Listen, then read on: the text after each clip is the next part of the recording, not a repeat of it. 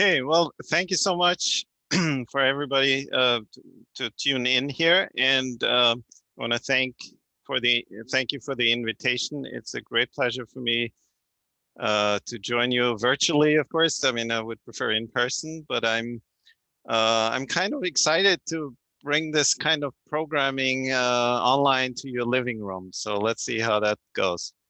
So, and I want to start by talking about the cell phone. Because we all have it and we carry it around the whole day, and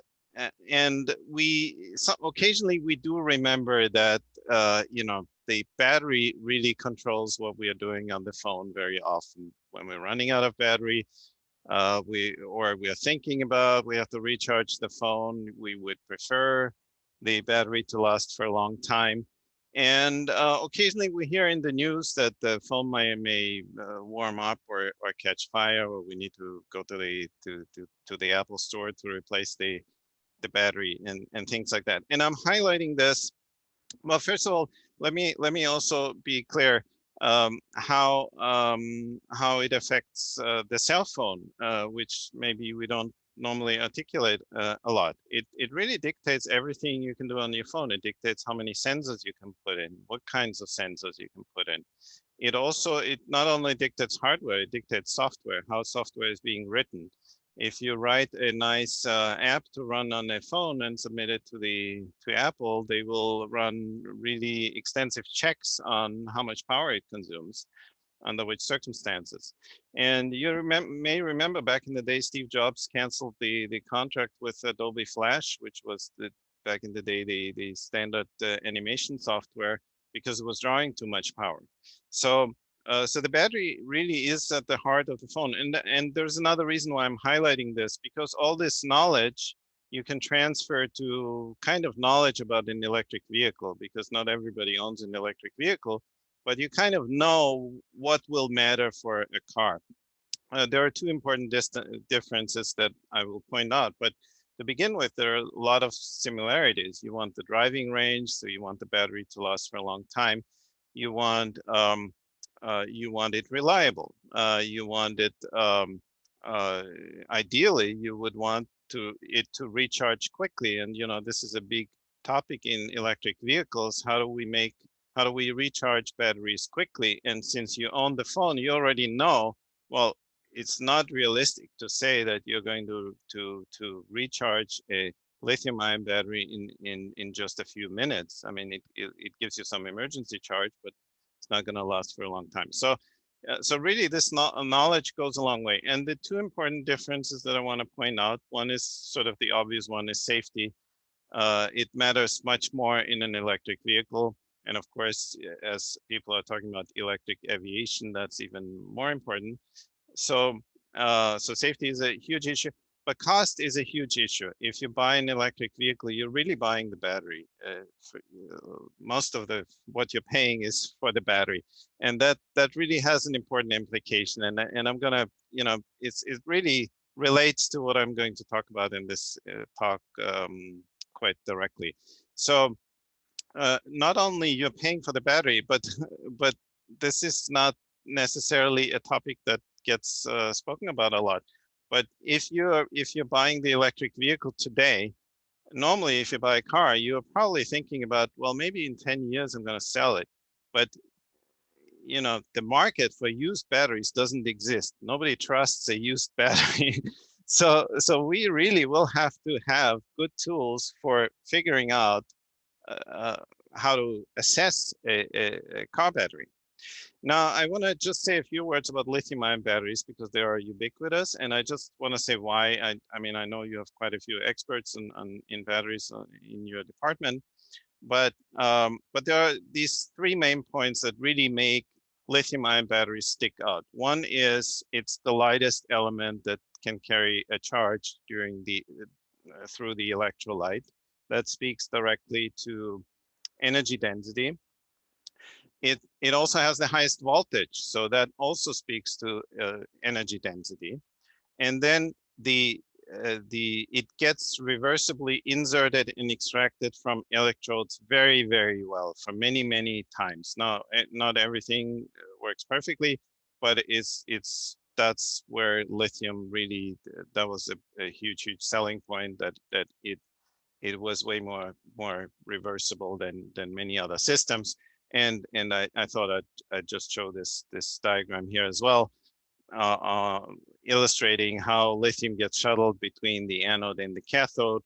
In the anode, typically you would have graphite, and some people think about lithium metal electrodes, and in the cathode you have typically some transition metal oxide, and this shuttling back and forth works reversibly. So I can tell you exactly when was a good time to buy lithium stock. So it plateaued around $6,000 prior to 2015, and then it took off. So the stock market is sometimes a good place to go to provide an indication for where the promises are being seen in terms of technology. And so you have this sharp takeoff here. Now, as stock markets go, there is never just a continuous increase of something. It always goes up and down. It fluctuates. Um, but I just checked a few days ago, and the plateau here was prior to 2015. It was $6,000, and just a few days ago was like $90,000. So that's a good indication for the importance of this technology. And also the stock market is a good place to go to figure out what the impact was when things went wrong. So for example, you may remember the Samsung Galaxy Note 7 problem a few years ago, where a few phones caught fire. Not a lot of phones, but a few phones did. And then it was seen as a systemic problem. It was seen to happen sort of, the likelihood for these phones to catch fire was just incredibly much higher than it normally is. And Samsung first didn't think it was a huge problem. They did a limited recall, then they replaced batteries, and then those new replacement batteries also caught fire, and they made a total recall, the biggest recall in tech history. And the biggest loss in test, they suffered the biggest loss in tech history, like $5 billion in just this one blow, and $25 billion in the stock market. And the only reason, of course, that Samsung was able to survive this was because it was a huge diversified company that just weathered the storm. So why are we at this point here today? Why is this happening to a company like Samsung? And to a large part, I would argue, it's because battery diagnostics is very, very limited. So if someone gives you a battery, and that speaks to what I said earlier about the electric vehicle, you're buying a battery when you buy an electric vehicle. And how are you going to buy a used electric vehicle? So that's really the question. What confidence can you have in the battery? And battery diagnostics is limited. If someone gives you a battery, how can you know whether it's a good battery? And so you can do some simple tests. You can of course you can measure the voltage. You can well, you could maybe do a little bit of X-ray, and maybe you find out something, but it's really, really hard. The batteries are today still pretty much a black box. And the best thing you can do, if that's any indication for how crude this is, the best thing you can do is you can discharge the battery and you can fully charge it. And from that process, you learn a few things about the battery, but not a lot, as you can imagine. So this is a huge, huge issue in industry. There are these companies that have warehouses of cells, and they don't know which ones are the good ones to put into an electric vehicle. That is really a big problem. Now, when things go wrong, you can of course think of destructive analysis to learn at least what happened. And of course that can be done, but it's also very often not a good way to go, because first of all, it can be dangerous when you take apart a fully charged cell, and it may catch fire, and you may simply destroy the evidence that you were looking for. So it is another thing that is being done, but not not because it's particularly good, out of necessity. So the argument here is we need better battery diagnostics. And so I've worked in the field of NMR spectroscopy and MRI in different areas, and back in the day, I was working on sodium MRI, and then Claire Gray invited me to collaborate on lithium MRI. Let's see, lithium is kind of similar to sodium in terms of spin, and can we maybe apply some of these imaging techniques to image lithium in a working lithium-ion battery? Can we maybe detect these lithium dendrites that are known to be a failure mechanism in these cells? And here are some examples of these first lithium-7 images that we got. We see very well the dendrites forming, where they are and how much we have. And then we looked at permeability of SEI, for example. And here's some more real-time lithium dendrite monitoring. And then we studied, for example, supercapacitors, where we watched different ions over the charge cycle and determined where they are in the electrodes and how much of them we have in the electrodes depending on voltage. So this is a very active research area, and of course a lot of people work in this field as well, but this is not the primary focus of my talk. I really am interested now to get into the question of this. Rather than in situ, the question is in real life. Like, someone gives you a battery, what can you tell me about this battery? And what we want to do is we want to predict failures, ideally.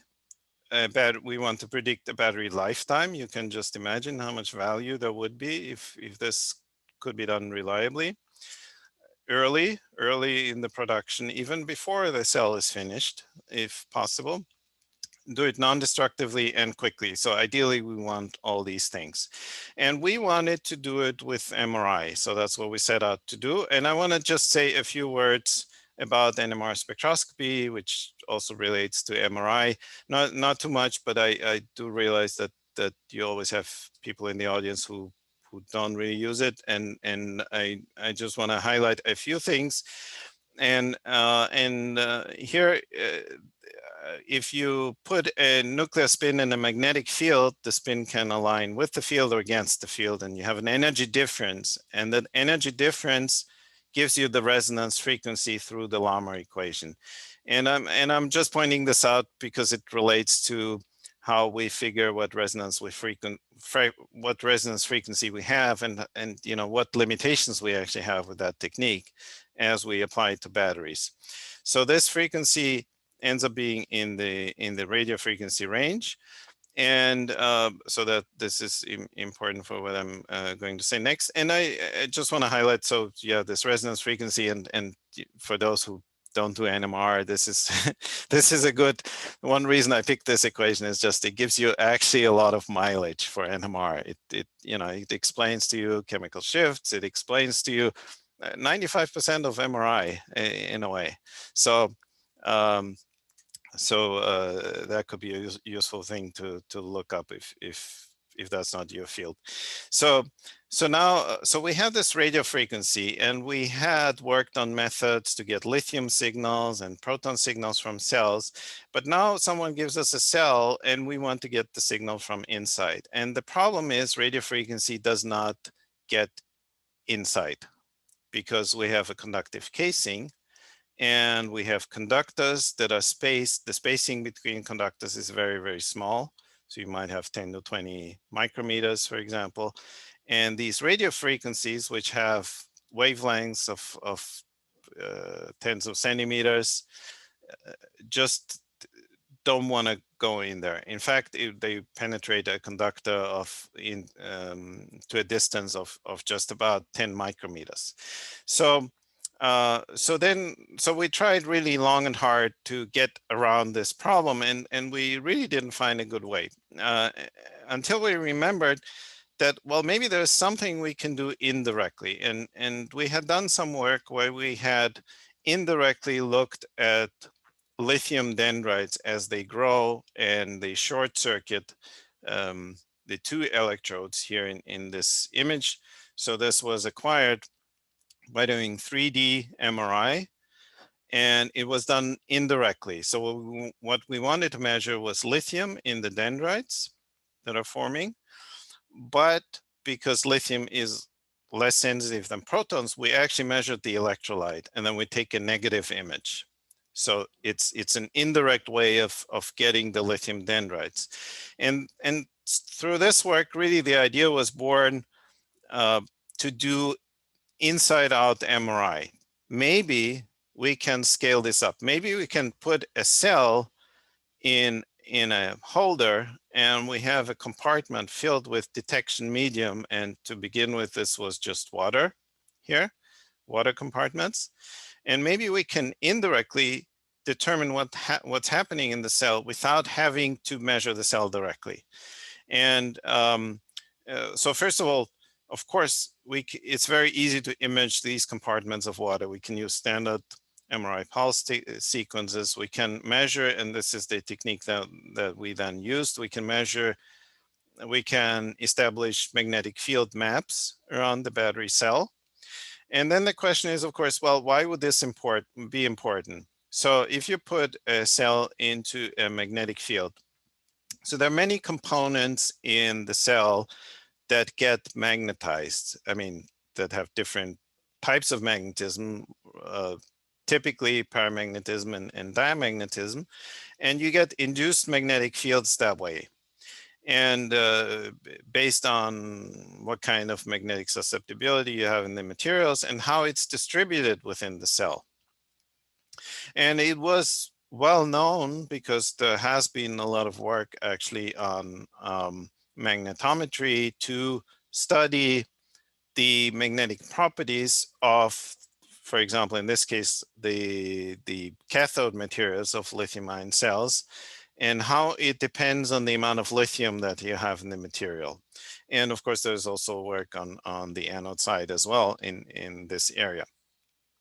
So, so the idea was then that once we prepare the cell and we study it in operando under different conditions, we measure the magnetic field changes around the cell, we can learn from that what happens inside the cell, because we have this direct link between changes in magnetic susceptibility, which were known to be related to the amount of lithium, and the induced magnetic field that we measure. And here are just some practical things how it's actually done in the lab. So we put the cell in this holder, and we have the detection medium, and then we put the whole thing in a probe, and the probe goes in the magnet, and we take those images, and here are these sample images, and what's indicated here is the amount of discharge. So we apply a discharging current to the cell. We start with a fully charged cell right here, and this one is used as reference, so it's not shown here because we subtract the reference magnetic field map. And then we measure the magnetic field maps in the detection medium with an MRI technique after we discharge a certain period of time. So we get these different discharge points of the cell. And as you can see quite well here, the magnetic field that we measure changes drastically, changes very, very significantly. So many ppms actually, if you prefer to think in terms of NMR scales. And then it's reversible. So if we charge the cell back up, we can get back to zero. And that was exactly in line with what has been predicted for the battery materials in terms of the amount of lithium in the cathode. And with these measurements, we were able to show determine the average magnetic susceptibility of the cathode material as a function of discharge. As a function of basically the remaining capacity in the cell. And it's there are characteristic trends, and they are different for different battery materials, but these are the most common ones: LCO, lithium cobalt oxide, and NMC, nickel manganese cobalt oxide. And for example, in LCO, the magnetic susceptibility decreases upon discharge. And discharge just means you're putting more lithium into the material. And while for NMC, there is an increase in the magnetic susceptibility as you put lithium in. So right away, this already represents a non-trivial um, increase of information you have about your cell. It turns out it's actually a big deal to determine the state of charge of lithium ion cells. It's not easy, so you cannot do it from voltage alone. But with curves like this, we already have a single point measurement of the state of charge. And then, so starting from that, we took some inspiration from Samsung's press release where they were saying, they were describing what they subsequently have found about the issues with the Galaxy Note 7 cells. So they found, for example, some bent electrodes, they found some missing insulators. And then we asked the battery prototyping center to make cells for us to specification, basically, with certain defects incorporated into them so that we could test whether our technique, other than just telling you state of charge, where they can also tell us defects, manufacturing defects or defects that happen over time. And you really have to go to someone who knows how to make cells, because it's and to make them to specs, because there is no such a thing that someone would give cells to you and say, well, I know exactly what's wrong with them, because nobody does. So you have to really model the defects and see if you can detect them. So because we know exactly what happened with the cells, we can sort of analyze the results and make a case for the fact that this method now is also capable of producing characteristic features for certain defects, such as folded electrodes or extra particles falling into the stack. You know, when a cell is made, you cut the electrodes and then you put them in the stack, and there's sometimes parts fall into the stack. This is actually something that can happen, and then you close up the cell. So this is one type of defect that we modeled. And as you see, so there are certain defects that you can see just visually from the images. You can say, oh, so the folded electrode I can see quite easily. I see these nodes here, for example, and they're exactly at the location where they're supposed to be. But of course, you can also do some more statistically based approach. And in this particular case, we did the principal component analysis to classify the cells. So the idea could be that you analyze a large number of cells now, and you have known regions after principal component analysis where different defects show up. And then of course, for certain defects, you can make a good case of why they show up in the area where they show up. So we have state of charge, we can see certain defects. And then the next step we wanted to take was to go after the current distribution. So we measure changes in magnetic fields, but electrical current generates magnetic fields. And you can imagine that it matters quite a bit for a cell where the current flows. And in a defect cell, if you have a cracked electrode, the current distribution may change quite significantly. And these magnetic measurements could, in principle, be or give you an indication for where things are wrong. So these are just simulations for illustration, but let me show you some measurements here. So we have discharge, we have resting point, and we have charging, and the magnetic field maps shown here. And this is a pristine cell here, and then we damage it, and then we measure it again, and we see the defect showing up quite well in the current measurement. And these measurements are very similar to what we have done before. The only difference is we measure the magnetic field while the current is on. So we measure changes in the magnetic field patterns, and there are some interesting symmetries that one can observe. For example, you take a fully charged cell here and you compare what the magnetic fields are like when you discharge and when you charge it. And for example, we see here a bimodal distribution. And it's interesting that this is mirrored near complete discharge here in terms of the current distribution. So we at that point we wanted to get in touch with some more small cell manufacturers, but it turns out we got in touch with an electrical vehicle company who wanted big cells to be analyzed, and that wasn't really our plan because we didn't have a good big scanner, and of course when they asked us, can you study big cells, and we said, yeah, of course, no problem whatsoever. So we started doing that, and we put it into an MRI scanner, and I was, first of all, I was very happy to see that the cell wasn't magnetic in the end. I mean, we asked that question before, but nobody gave us any information about what's in the cell. So it was not magnetic, but you could feel the eddy current effects. There is some force on the cell actually when you move it in the magnet, and we have some measurements there. I'm not advocating that this is the method we want to use industrially, that we would use a big expensive MRI scanner, and I'm going to mention some other directions that we're now pursuing for such big cell analysis. But we've shown the sort of the proof of principle also for these big cells. So another thing that happens once you transition sort of from the well-controlled world of research to real life is that you get some unexpected things. And as you then, so from a research cell, we go to an iPhone cell, for example.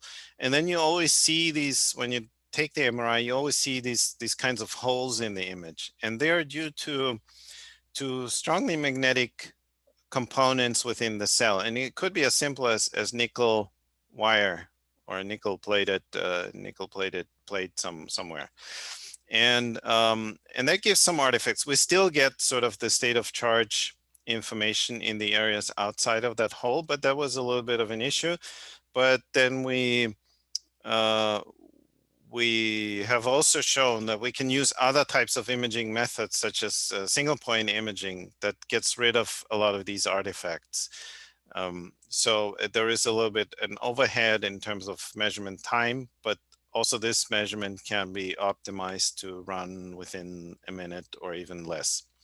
And as you can see in this particular image here, this hole, for example, that you saw before is gone. And the reason is just because this sequence avoids simultaneous encoding of the signal with the imaging gradients and the background gradient. So only the imaging gradients matter for the phase encoding in this method.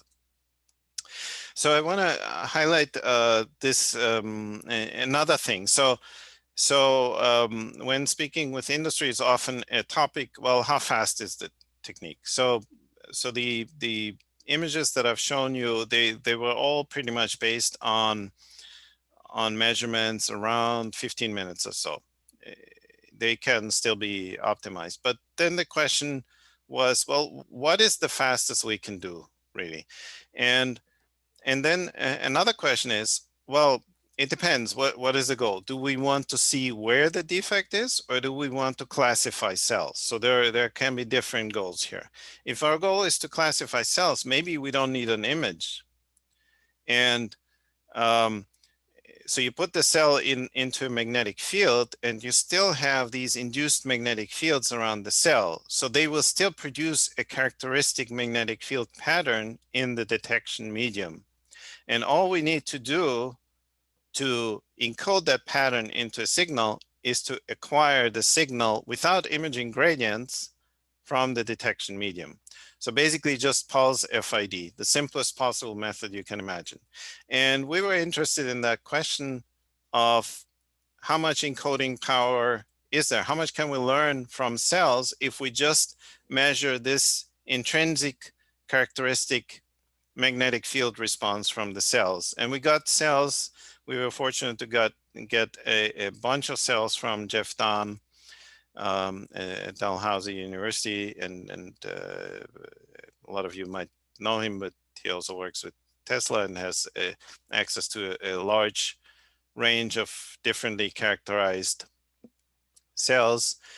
And we studied different cell materials, different type of cell aging simulation. Like he often prepares cells that simulate a certain state of life of the cell. And what we found was interesting. Each cell, first of all, each cell type based on the cathode material followed a characteristic curve. And the curve is made up of a point that starts with a fully charged cell, and as you discharge it, the cell measurement in this principal component analysis plot follows a characteristic curve. So for example, NMC 111 is this curve, and then NMC 532 is this curve, and it's always this curve, and the lines don't cross. So this is particularly good because it means that if there is a defect, you might see a deviation from that pathway. And what's nice, it's not an approach you always have to use, but we, as I mentioned, we were interested in the question, well, what's the fastest, what's the simplest method we could use?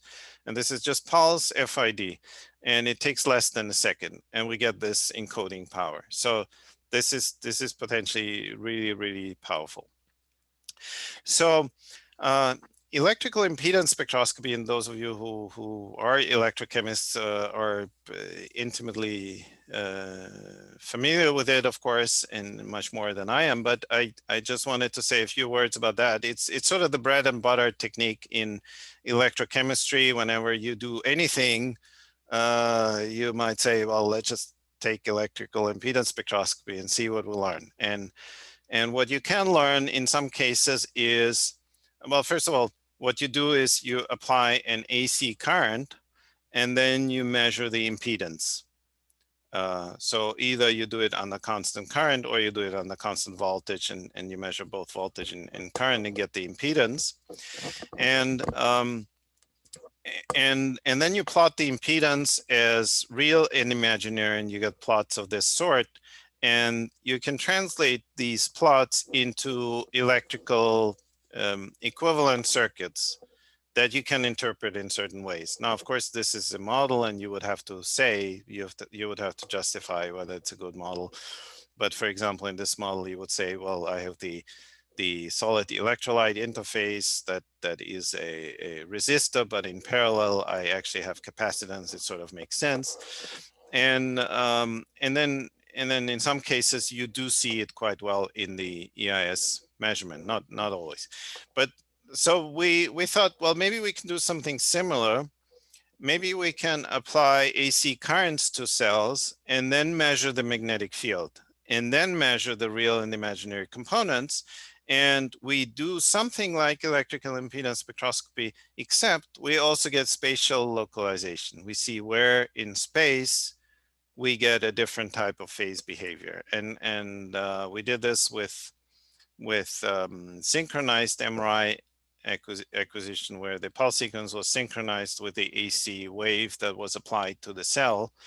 And then we get different kinds of magnetic field maps. So this amplitude represents the amplitude of the magnetic field modulated at a particular frequency here. Now, we haven't done here yet the separation between real and imaginary, and that can be done by linking the phase of the pulses to the phase of the applied AC field here. So that's another direction we're going. So in the last part here, I want to say, I want to present to you some of the magnetometry work that we've done, because at some point we started to realize, well, really what we're doing is we're measuring magnetic fields, and then there are all these like leaders in the field of magnetometry that have extremely sensitive magnetic field sensors that can measure down to picotesla magnetic fields, such as, for example, atomic vapor magnetometry that uses rubidium vapor or other alkali metal vapor, and can be used to measure magnetic fields extremely accurately. And we got in touch with Dima Butker, who's one of the leaders in this field, and people in his lab. And then basically Geoffrey Awata and Yinan Hu were really amazing in building this prototype for the demonstration of the battery measurements in coordination with John Blanchard and Arne Wickenbrock. So that I'm really grateful for that connection and the collaboration here. And so these magnetic field sensors, they're very sensitive, but so this is actually an interesting life lesson to learn. You have a very sensitive sensor, but the problem is it also measures everything, including a lot of noise that you have in the room. So you have to be very good at separating it, isolating it from the environment. So we use magnetic shielding here, for example. And then the problem is you cannot put the sensor directly next to the battery. First of all, the battery has to be magnetized. So you have to put it in some kind of magnetic field if your goal is to measure magnetic susceptibility. So you create and the way this problem was solved was the cell goes inside this volume here, and around it you wind a solenoid coil, many windings, like 4,000 windings here, and that creates a magnetic field. In this case, we just created like 40 micro Tesla, and then you have the field inside, but because of the geometry of the arrangement and the magnetic fielding, the magnetic field lines are very minimal around it. So you can place the sensor still reasonably close to the battery, but not inside the magnetic field. So you can still take advantage of the full sensor dynamic range. And with that approach, we were able to measure magnetic fields from the cell. In this case, 2 components. So these particular sensors, they can measure 2 field components at the same time. And from these magnetic fields, you can then also back calculate what is the magnetic susceptibility in the battery, and the magnetic susceptibility, and then make a magnetic susceptibility map. And in this particular case, for example, you can see that there are hotspots in magnetic susceptibility, meaning that there are hotspots in terms of where the lithium is located in the cathode in this particular case. And also a map like this is sort of a direct indication to you, how can I make a cell better? Well, I could maybe distribute the lithium. I have to really work hard to distribute the lithium storage quite well across the whole cathode, for example. And by the way, this is one of the selling points of Tesla's new battery, where they have they call it tabless, but so supposedly the current distribution and the storage distribution is much better there. So they say they gain a lot of capacity from that. So this is the second generation of this instrument that we then started building in New York, based on some lessons learned from first generation, slightly differently. This is a vertical arrangement that's actually also a little bit better in terms of the Earth magnetic field, because the Earth magnetic field is usually parallel. And so you get a little less interference that way, but there were other reasons why we chose vertical for this second generation as well. And the other thing we then noticed was in these measurements, we could also measure relaxation currents. So when we discharge a cell and then stop the discharge and then still keep measuring the magnetic field, we started noticing that we see a magnetic field that is initially large and then decays. And that is actually due to some equilibration currents within the cell. And it turns out they change quite a bit depending on where you are on the discharge curve. For example, if you are in the gray area, that's actually the problematic area. That's the over discharge area of the cell. These time constants become very, very long of these relaxation currents. So this is another kind of new observable that you can get from this cell here. In more recent work, also with the Butka lab, this diamond-based NV centers have been used to diagnose cells here. And this is more along the lines actually of the EIS idea, also measuring alternating fields here. And in this particular case, we could use, so we could measure both the amplitude and the phase of the signal, and that indicated the localization of certain impurities or defects here. And that was done with a tiny solid state cell actually. So the vision with these techniques that we have worked with was that we would eventually create a desktop type instrument, not like I showed, you know, the MRI scanner. So we want a desktop type instrument, something that is economical, that is scalable, that is robust. And that can be achieved with both MRI and magnetometry, and they are slightly complementary, and I can certainly go into more details of where exactly the complementarity is, or when you would use the one or the other. But one point to perhaps focus on is what is the throughput capacity of such a device in theory. And so I've spoken about the duration or the amount of time it takes to take a measurement, and some of the measurements that we've worked with are certainly minutes, but they can all be optimized to be around 15 seconds, for example. And if you think about Samsung makes about 200 cells per minute. So with just a few installations, you could test every single cell that is being produced, and you can learn a whole lot more about cells.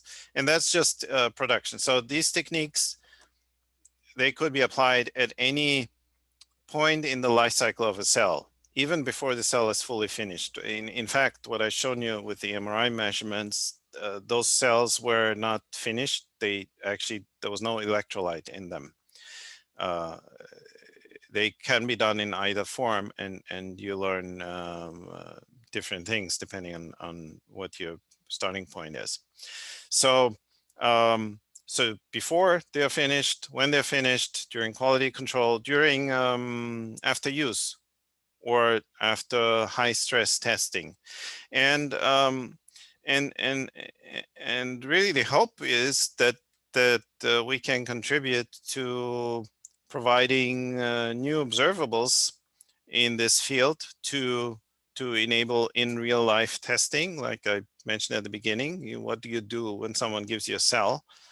What do you learn about the cell? So we can measure state of charge, distribution of state of charge, state of health, about defects. Current distribution is an important observable. I mentioned relaxation currents, and then this analog to the EIS technique. So I want to thank a large number of people, especially Andy Eilot, who pioneered the work in my lab. And you know, when I said when the field was born, the idea was we do something like inside out MRI, like we've done for the lithium dendrite imaging, and that was, I really need to credit Andy for this idea.